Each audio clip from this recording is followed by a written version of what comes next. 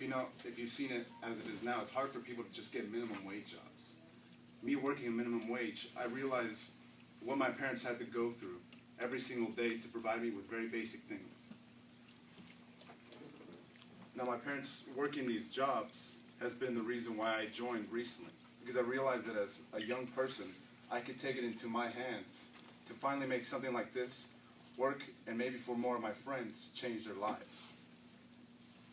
The new generation of young people and adults alike are having a lot more competition. College is more expensive. Degrees are more expensive. Jobs will require you to get higher education because everybody has degrees now. And the competition will only increase from there. Even people right now that have secure jobs won't have them in the future. Security now isn't security in the future. And that's why you have to find something that will provide for your future when you don't have to work, when you can be at home with your kids one day, when you could be out on vacation and still be making money. Now, 97% of the people today, according to the U.S. Census, work 8 to 10-hour days. 3% of those people of the entire world and in the U.S.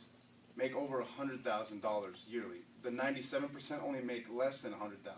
That's 3% of people making that much money. And they barely work as much as we do. 67 years is about the age you'll need to become to finally reap your retirement. So think about it now. Maybe if you're 20, maybe if you're 30, whatever your age you're at, that's 30 to 40 years from where you're at now to finally retire, to make maybe $800 to $1,000 a month. And that's it. And how much is rent nowadays? 400, 500, 600, depending on the family, it could be upwards of 1,000. And that's depending on every city. And remember, a job itself, you have to go to work. You have to show up for what you're being paid. To work 10 hours, you have to be there. The difference between these people, between the 97% and 3%, is not just information, but the vehicle. Now, you could ride a bike, or you could take an airplane. Which do you think is going to get you faster to your destination? Airplane. Amway is that airplane.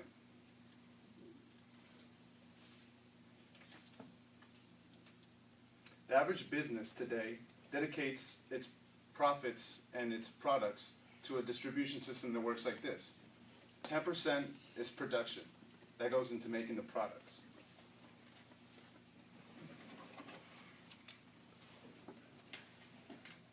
10% is products. About 40% is transport. And maybe another 30% is marketing. So when you see a product on the market, on the TV, these are things that they had to pay for. When you go to Walmart and you buy a product, when you go to Target, Costco, Best Buy, these are things that are being delivered to you. Now, they didn't just stop at one place. They've had multiple destinations, sometimes from across the nation. And then the models they had to pay, the celebrities, Brad Pitt, whoever is showing that product to you, they had to pay them millions of dollars. And at the end, they probably have left over maybe 20% profit, maybe less. This is a rough estimate, the average of other businesses. That's 20% profit that they get to keep.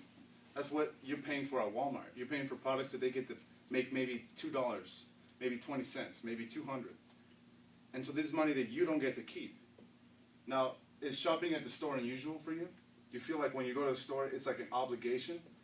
No, because these are things that you need every single day to survive, to wash your clothes, to wash your dishes, to stay alive, to stay clean, to shower. You know, energy drinks, people buy Red Bulls like crazy today. They buy Rockstars, Monster, everything like that. There's multiple. I have friends that buy 5 Rockstars a day. That's ridiculous.